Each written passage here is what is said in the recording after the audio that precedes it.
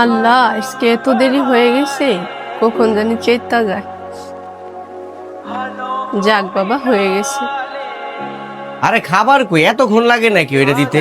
কি করো বুঝি না, এতক্ষণ লাগে খাবার দিতে?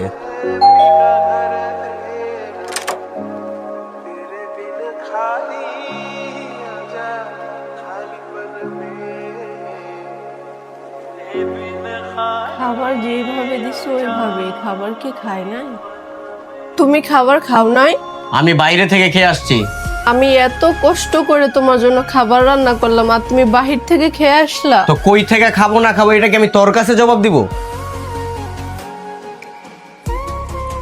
এই শোনো না, তোমার সাথে একটু কথা বলার ছিল।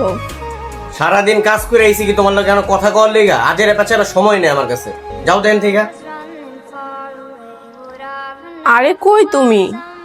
8টা বেজে গেলে এখনো আসার খবর নাই। এইগুলা বলতে কি এতগুলি ফোন দিতে হয়? হ্যাঁ, আরে না, সেটা বলি নাই।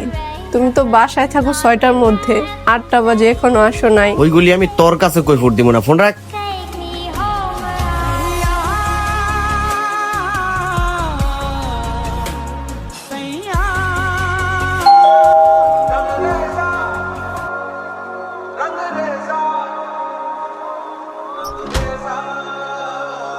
এতগুলা ফোন দেয় মানুষ, বাসায় তো আসুন তাই না? যার জন্য অপেক্ষা করে বসে থাকি সেই বুঝলো না। আমি বলি নাই আমার জন্য কাউরে অপেক্ষা করে বসে থাকতে।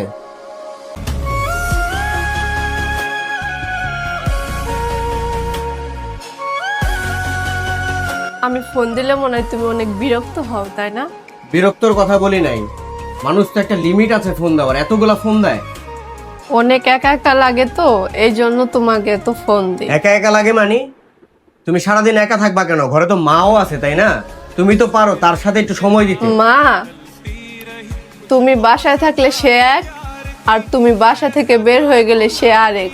তুমি তো তারই সন্তান, আমি তোমাকে কিভাবে বলি? তার সাথে তো বসে তুমি একটু গল্পও করতে পারো। গল্প? মা কি করেন দেন আমি করি। পাশের বাড়ির শিমুল্লায় বিয়ে করছে, ও শ্বশুর বাড়িতে কত কিছু দিছে, আর ও বউ কত কিছু আনছে। শিমুল্লারও কপাল আর আমার পুলারও কপাল।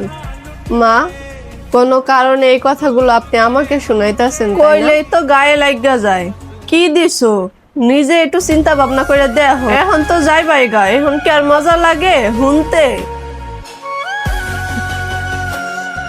আমরা মেয়েরা প্রায় সময় এইসব কথা শুনি, শুধু স্বামীকে বলতে পারি না সংসারে অশান্তি হবে বলে।